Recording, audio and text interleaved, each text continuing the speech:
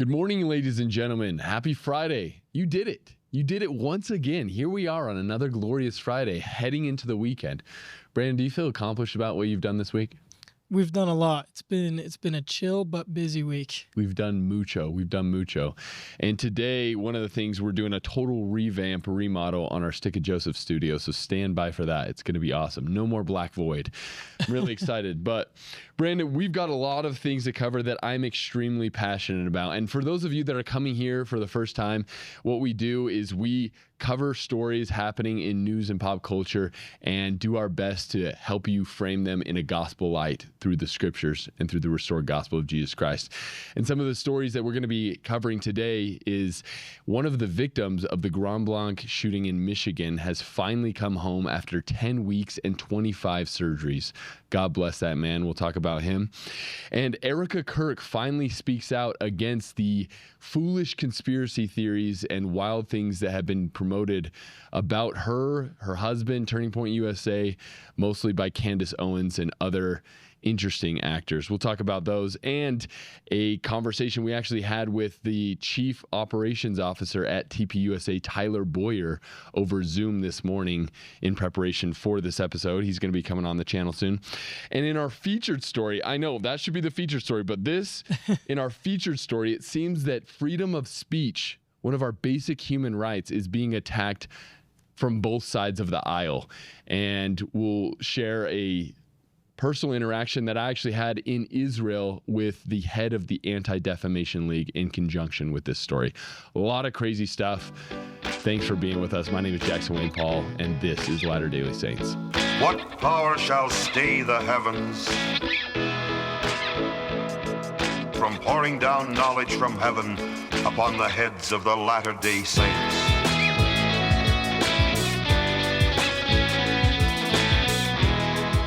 Brandon, I'm actually not sick of talking about this because, I'm over here in Utah, and the people that suffered this great tragedy in Michigan, I don't think will ever be the same.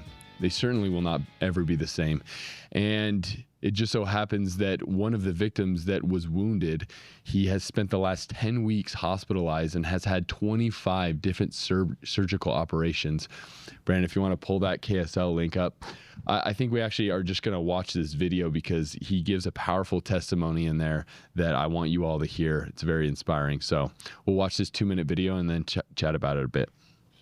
It's been more than 2 months since a mass shooting and fire at a church in Blanc, Michigan left 4 people dead and another 8 injured. And one of the wounded, it's been a lengthy road to recovery for him. News Specialist Andrew Adams has his story. Andrew?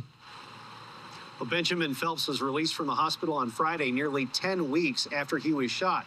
He attributes his recovery to determination, as well as his family, his friends, and his faith.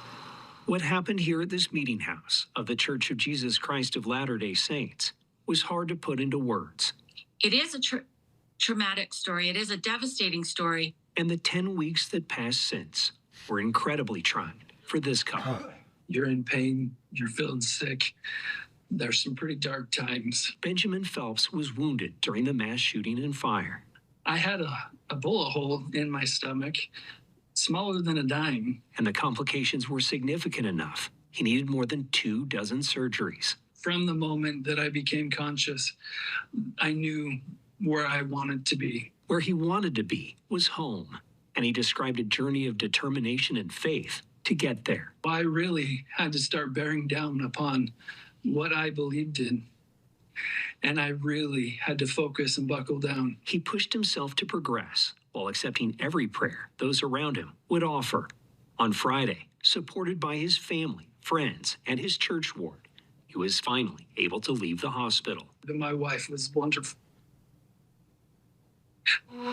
Coming and spending time with me. The events of that day in September changed many lives forever. Instead of it being remembered, this was such a terrible incident, I want it to be remembered more what people have bonded together to do in response. Phelps will never forget how the community came together. Good will overcome evil and will crush and outweigh that evil in all accounts. Well, Phelps' son was also wounded by shrapnel during the attack, but we're told that he was back playing with his siblings the next day. The emotional recovery is going to take a little bit longer. The family is expressing its gratitude to all the support and love from the community, saying they'll pay it back and forward in the future. Back to you. Powerful story of recovery there. Andrew, thank you. Wow. Wow. Benjamin Phelps, one of those last lines that he shared is good will overcome evil. It will crush evil, he says. If we remember the enmity that God placed between God and man, is that he will have power to bruise our heel, but we will have power to crush his head, crush Satan's head. Wow. That fires me up, Brando. I don't know how that makes you feel, bro. I just think God bless this man and his humble attitude and his positive outlook on life after such a horrible tragedy. It's a lot to admire. Yeah, no, and from his comments, it sounds like those members in Grand Blanc, and we've heard incredible stories from the members over there, that they are truly taking to heart the charge from Alma the Younger when he's at the Waters of Mormon, and he says, if you are willing to mourn with those that mourn and comfort those that stand in need of comfort, that is one of the attributes of a true disciple of Jesus Christ. And so shout out to you, Benjamin, and all of you faithful members over there in Michigan. God bless you. Moving on to our next headline, Erika Kirk has kind of broken I wouldn't even say long period of silence. It's kind of seemed like a long time, but in reality, it's only really been 3 months since that tragic day, September 10th. And what has happened since is been very interesting because, look, I want to have faith as well. And this is one thing that actually struck me when we had the opportunity to get on a Zoom call this morning with Tyler Boyer, who, if any of you know him, he's the Chief Operations Officer of Turning Point USA. And back in 2014, he was like at ground floor when TP USA was forming. And he's been spending, he says, the last 11 years talking to Charlie once an hour, every hour for the last 11 years. And I can't imagine what he's been going through in the aftermath of this, losing his best friend and business partner and brother in Christ. It was really good to hear his thoughts. But one of the things that he said is that he truly has faith in the judicial system of America. And I think we have to a certain extent. And I know there's obviously a lot of anecdotes that people have as to not fully trust the judicial system of the United States, but at this point, I mean, we need to have faith that those that are in charge of this investigation are doing a good job. And here's the thing that happens, or here's the thing that doesn't happen. We have these entities, these law enforcement agencies and these detectives doing this investigation, doing these different interrogations and things like that. And it's not like they're then hopping on a YouTube channel and doing a stream at the end of every day and being like, okay, guys, here's all the evidence we've gathered. This is all that we know. Here you go, blasting it out to the people. No, that's not how it works. And because of that, it leaves a lot of room for people to come in and breed conspiracy theories and say a lot of wild stuff. And we've talked about this on the channel before, but Candace Owens, look, one thing that I guess can be appreciated by Candace is she's asking questions, okay? But at a certain point, you kind of go off the rails. If you've been paying attention since the beginning, she at first was like saying that Phil Lyman was culpable and involved in some way, and that the Mormons, because we have the symbol of the beehive that's connected to some cabal of communists in Poland, that somehow the Mormons are backing involved, and then goes to TPUSA, had some bad actors and some of Charlie's own family and friends. You know, she's implicating them. Not like very overtly, but saying things like, just asking questions. It just makes you wonder. And then now I think the recent theory is that the French Foreign Legion is involved, and anyone wearing a maroon shirt is a bad actor. It's wild. It's too much to give a summary of where we're at in the Candace theories. And some of the things that she said is she's cast some wild claims against Tyler Boyer and other people, saying that Tyler Boyer's been hooking up with male employees at TPUSA and all this bullcrap. Like Tyler Boyer, when we were talking to him today, he's married to his middle school sweetheart. Okay. They didn't get married in middle school, but they met in middle school. And they have 3 kids. He's 40-year-old dad. He's a member of the Church of Jesus Christ of Latter-day Saints, a very faithful member at that as well. And it's just weird to hear all these different theories that Candace has been throwing out. I don't know. What do you think, Brandon?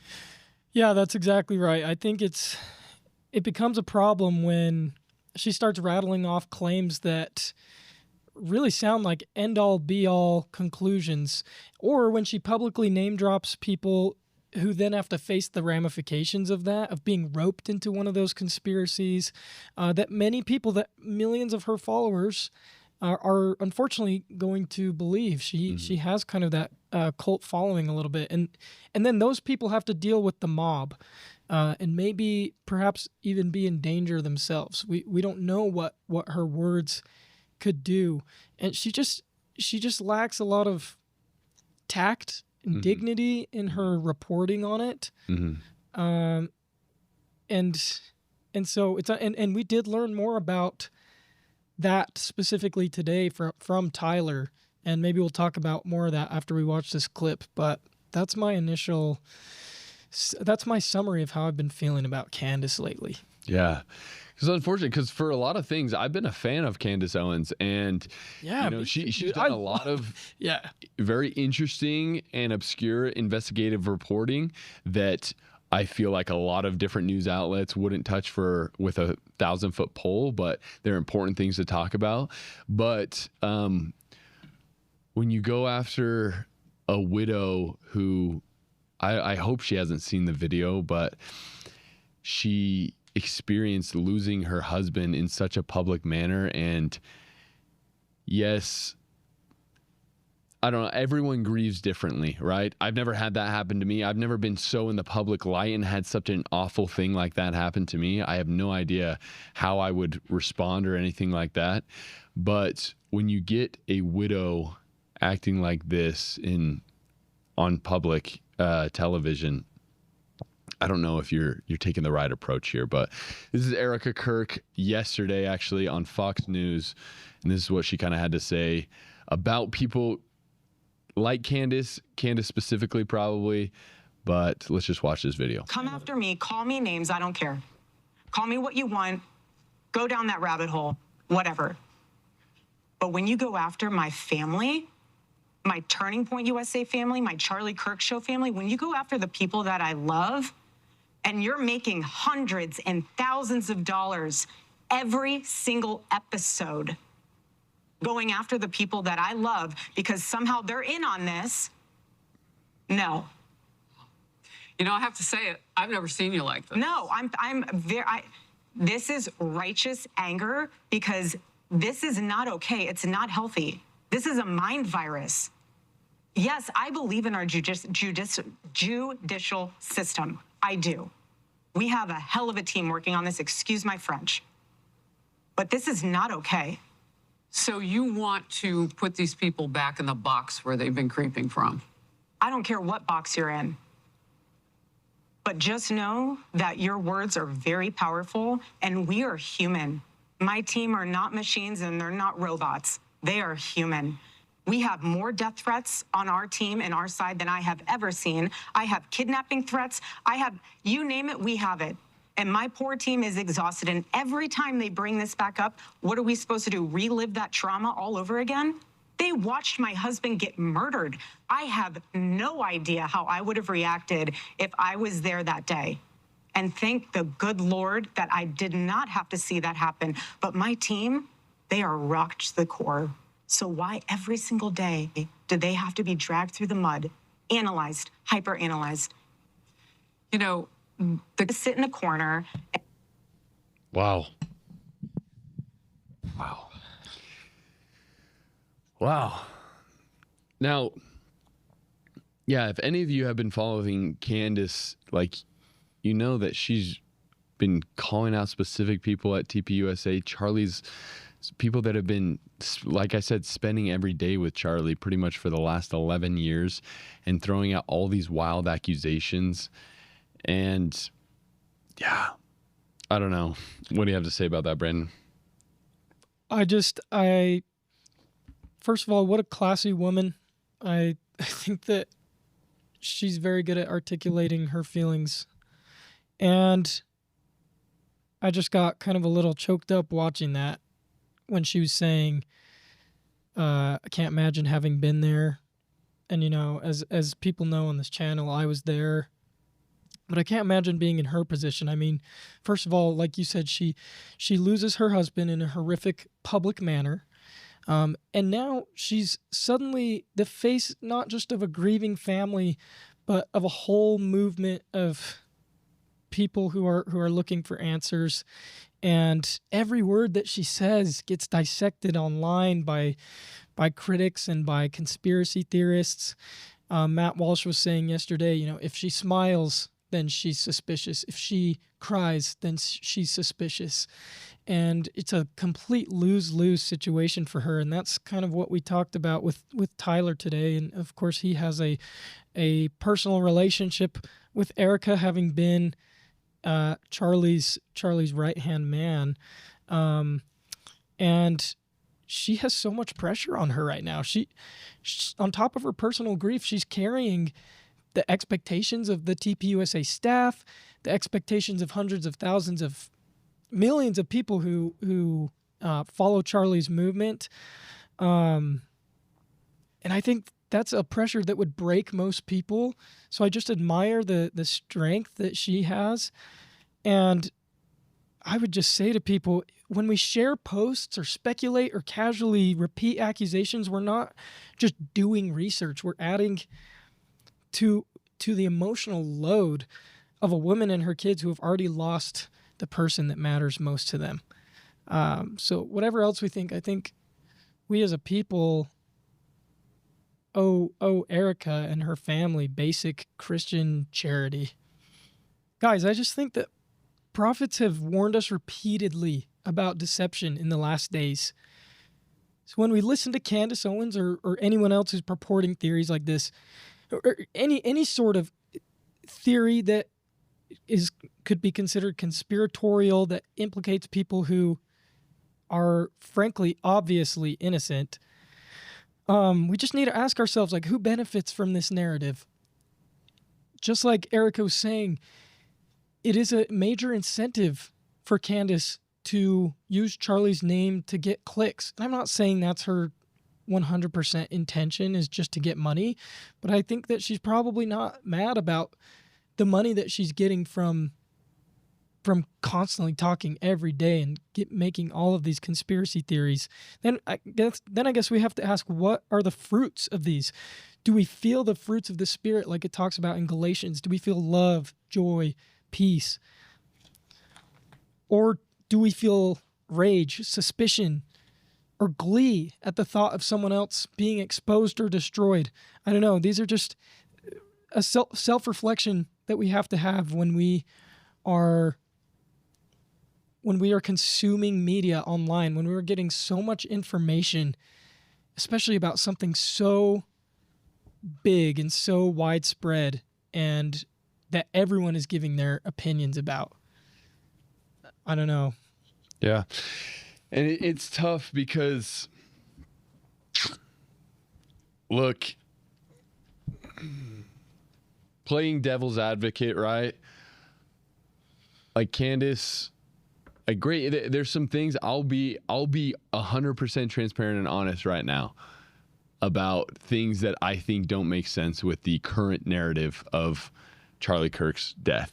Is if anyone has used a 30-06 rifle with that caliber, you can kill a moose at 500 yards and it's going to do a lot of damage. And so with the current narrative of the quote unquote murder weapon that was used, anyone that's shot that caliber bullet, it's doing insane. And honestly, I'm glad that it wasn't a 30-06. Anyone that has shot that bullet, prove me wrong in the comments. Prove me wrong in the comments. If you have had experience with that type of caliber bullet, I'm sorry. I can't get behind that. But to then lead that to basically going on streams every single day where you have 150,000 concurrent viewers, get over 3 million views on each stream, and implicating Charlie's closest family and friends in his death, like without real hard evidence. If you've been following her at all, she's gone from one place to the other, and it's just unfortunate. And there's many verses in the scriptures that talk about the dangers of gossip and why we shouldn't participate in gossip and spread false reports and things like that. And we could read a million verses, but it's unfortunate. And so apparently on Monday, TPUSA is going to be doing a live stream talking about all of these different claims that's been thrown at them by Candace Owens and other creators and internet personalities and stuff. And Tyler said that he is more than happy to come on the show after and give an interview of his raw takes of everything, and we're going to ask him some good questions. And so if there's something that you're curious about, please leave it in the comments, and we'd love to have a great productive conversation with him about this whole thing, because I think it's very important that we talk about it for real. But any last thoughts before we move to our feature story, Bran? I'm on the same wavelength as you. I still have questions about the case. It's not cut and dry for me either. I wish there were more details, and I understand why people feel unsettled and suspicious in a world where institutions like the government and FBI have let us down before. And at the same time, I see strong incentives for influencers to capitalize on ambiguity. Investigations like this for murders take years, and that's something Tyler mentioned. He said, now we live in a world where in podcasts, people on YouTube or podcasts take years of investigations and condense them into like a 45-minute series, and now that's kind of just what people expect. Yeah. Right? And that's unfortunate, because now we're expecting to get all the answers from the investigation right now. And Tyler said when the case goes to trial, January 2027, there will probably be a lot of things that come out that give us a lot of closure. So I think the main thing when we're talking to a lot of the Latter-day Saints in the comments who believe in some of Candace's theories, I just want to say to you that we don't have to turn our brains off. We don't have to stop asking questions, but we do have to refuse to bear false witness. We have to refuse to let gossip masquerade as research, and we have to refuse to let pundits, left or right, replace the Holy Ghost as our primary guide. So you can grieve, you can be confused, you can want answers without becoming a pawn in someone else's monetized conspiracy. Interesting. Tell us your thoughts in the comments below, because obviously people on both sides of these issues have a lot of passionate feelings. And so we kind of want to open the door to the conversation. We're very grateful for Tyler Boyer reaching out and getting on a call with us. We're excited to have him on the channel soon after they do their live stream on Monday the 15th. He's a great guy. Great guy. And so, I mean, in the 45 minutes we got to talk to him, he seems like a phenomenal man, a great priesthood holder and disciple of Jesus Christ. And so, yeah, excited for that. Tune in next week, hopefully, for that. Moving on to our featured story. Freedom of speech. Freedom of speech. Freedom itself. Okay. This story came to my attention because my father-in-law, we were sitting around the dinner table, I guess, sitting on the kitchen bar last night, and he pulls up this KSL link. There we go.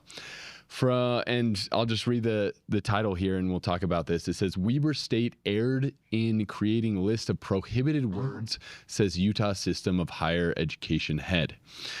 And so essentially what happened, if we read the article, it says, the head of the Utah System of Higher Education is denouncing restrictions that Weber State University tried to place on what a guest speaker could say in the name of complying with HB 261, which is essentially some act or law that discourages programs of diversity, equity, and inclusion in universities.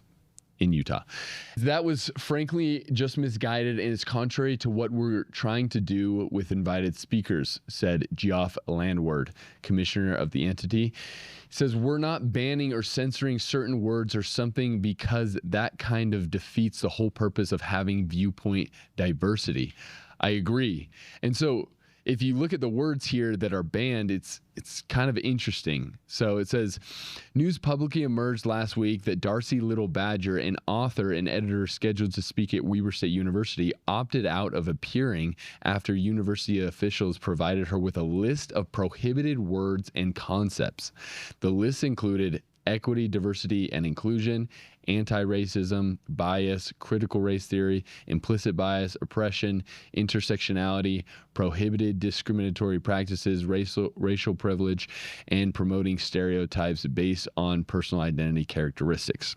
Okay. Oh my gosh. So I'm not a fan of critical race theory. If anyone goes over to Quick Media, Greg Mattson, he absolutely destroys why critical race theory is so foolish and counterproductive to teach in schools today.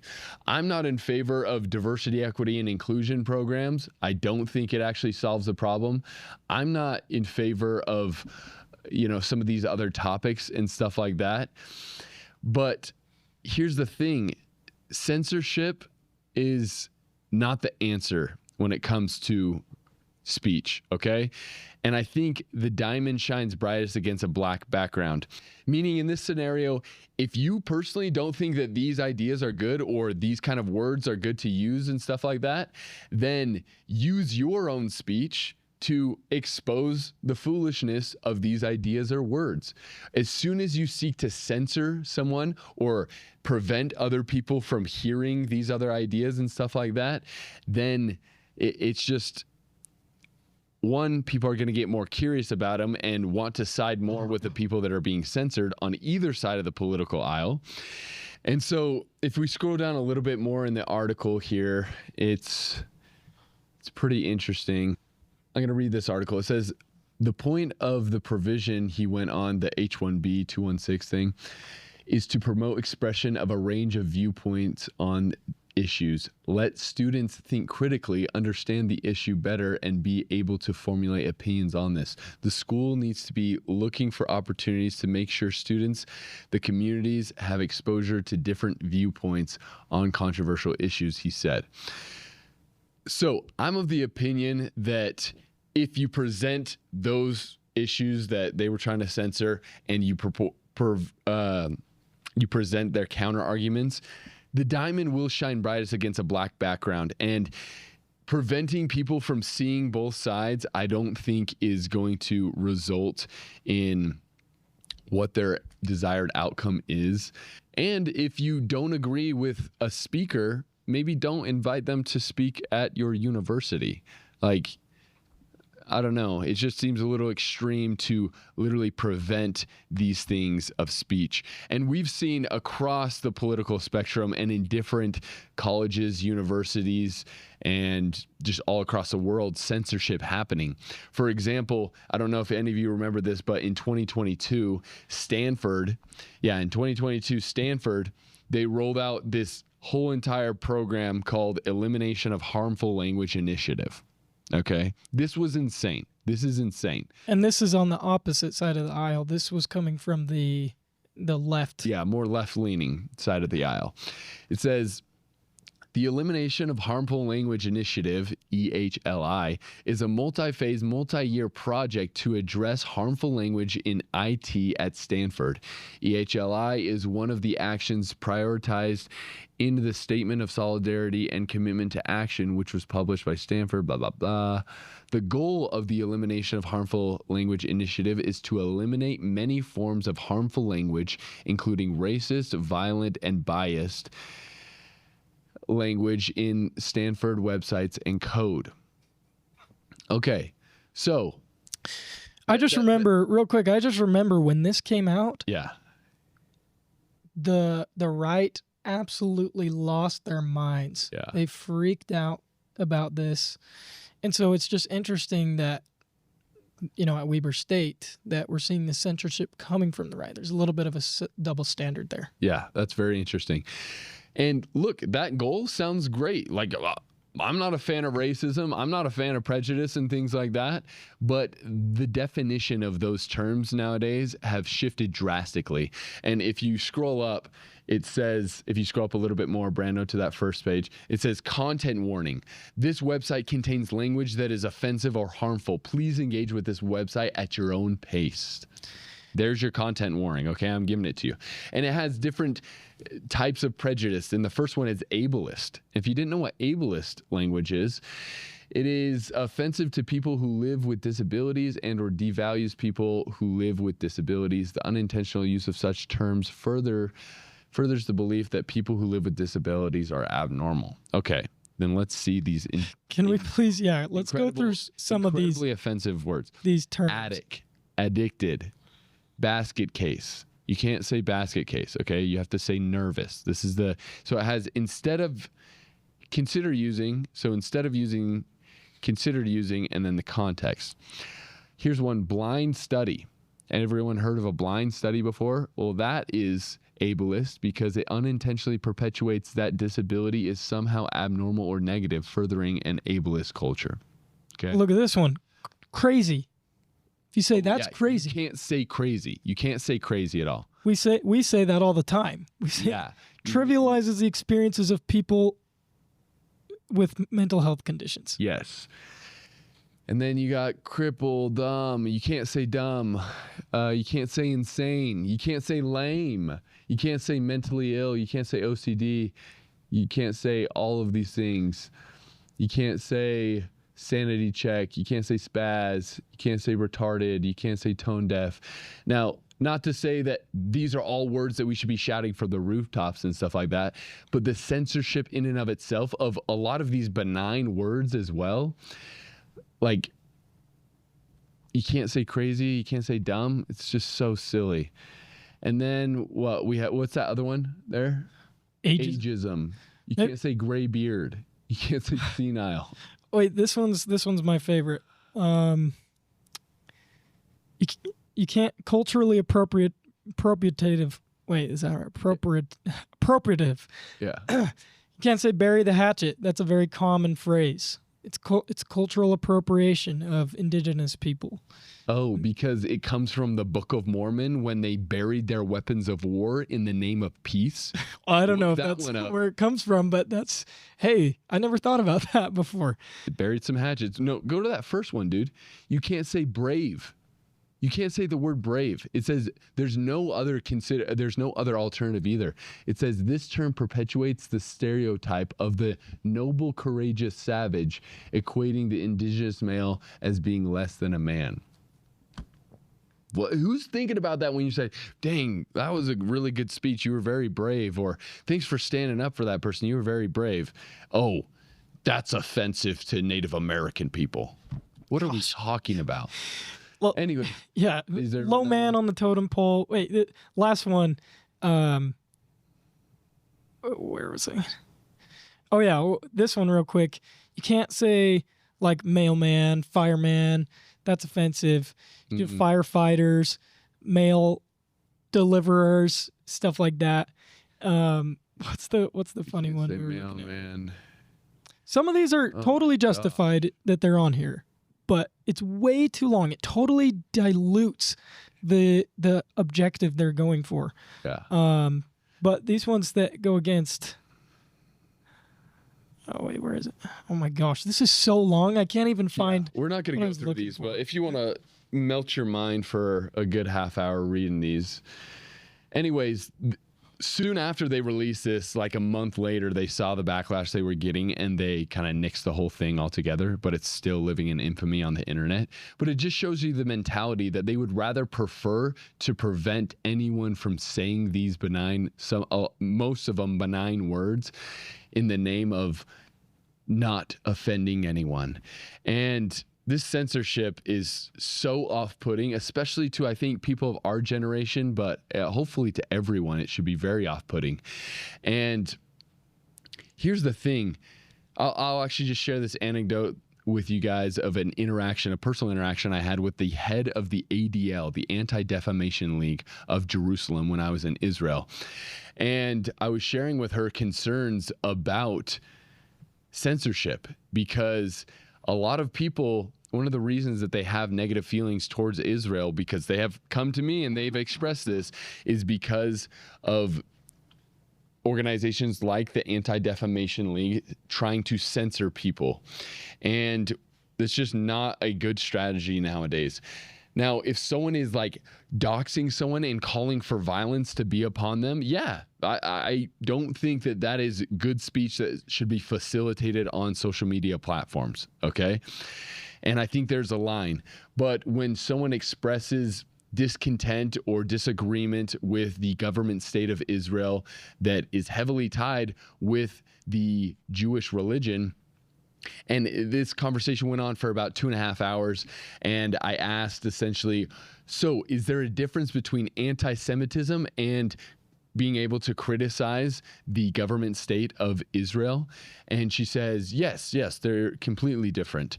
But then she then talks about how the Jewish people need to have their own single state, and a two-state solution will never work. And so essentially the government and the religion of the religious peoples of Jewish descent is just so intertwined. It's very muddied. But I expressed to her, if you don't know, the ADL, they have this whole glossary of hate speech words, and that they actively seek to censor people that use these hate speech words.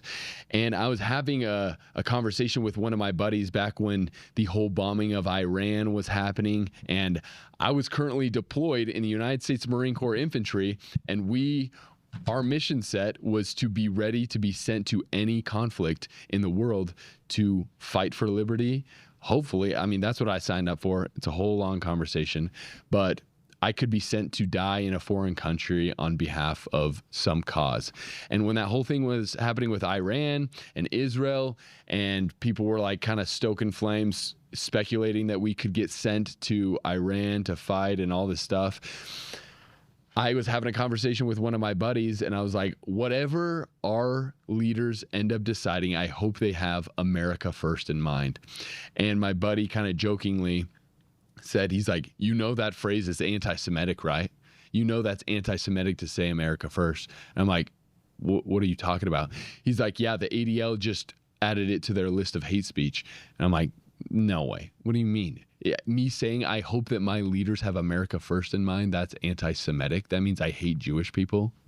And then he shows me this article from the Jerusalem Post, and it says the ADL's dangerous own goal, branding America first as hate opinion. It said, recently the Anti-Defamation League added America first to its glossary of extremism and hate, its online database of terms, personalities, and organizations that it deems problematic.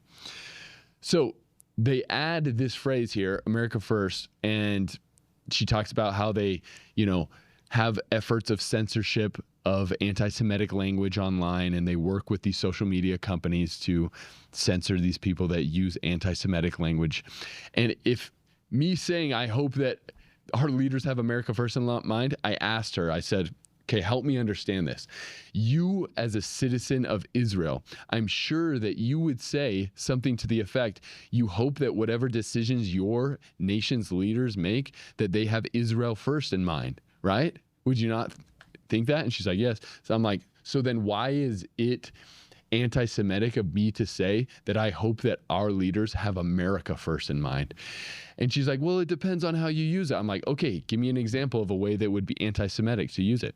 She's like, well, if you say, oh, I just hope that all Jews die and America first. I'm like, yeah, no, no one's going to say that. Who's saying that? What are we talking about?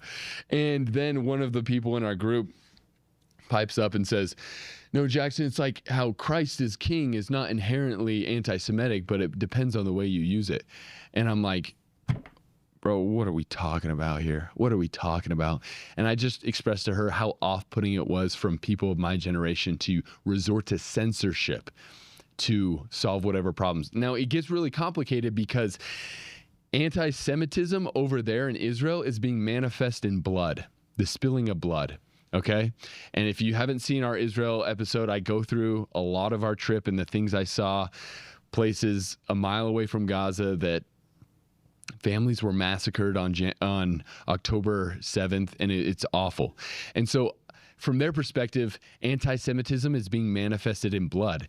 And so I could see how when they see people showing disfavor online of decisions made by the government state of Israel that is heavily intertwined with the Jewish nation, well, the Jewish people of Israel, that they could see that as somehow moving towards anti-Semitism being manifested in blood. I'll give them that benefit of the doubt. All I'm saying is our rights to freedom of speech, our God-given rights, they are exactly that. They are God-given. And there's many people that don't see it that way. And I remember this happened, I think, a year and a half or 2 years ago. If you want to click that X link of, I think the one to the, yeah, right there.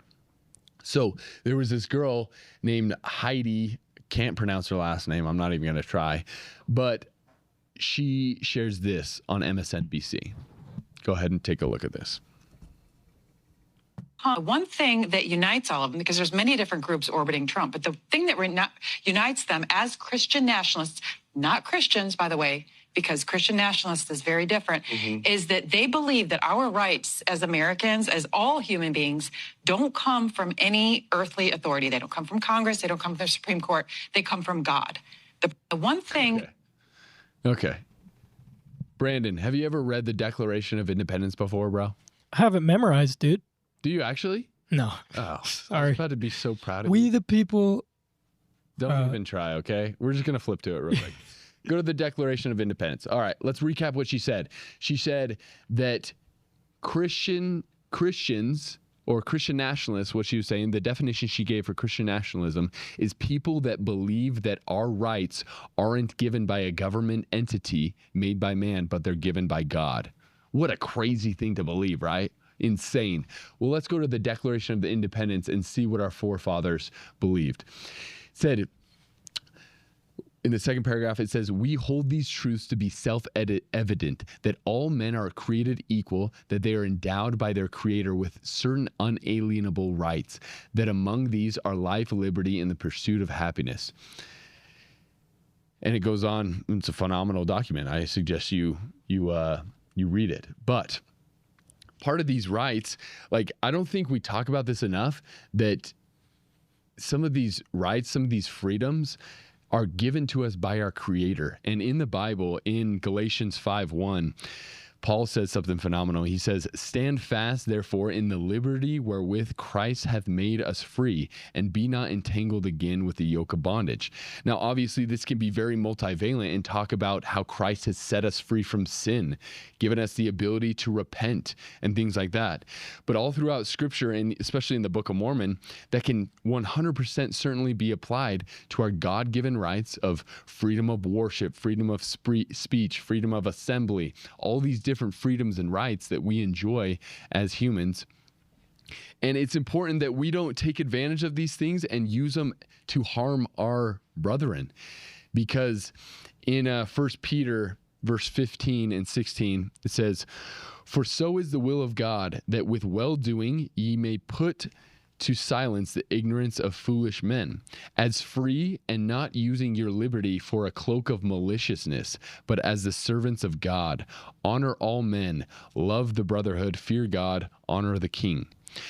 So we have here, he's talking about, he says that phrase, silence the ignorance of foolish men.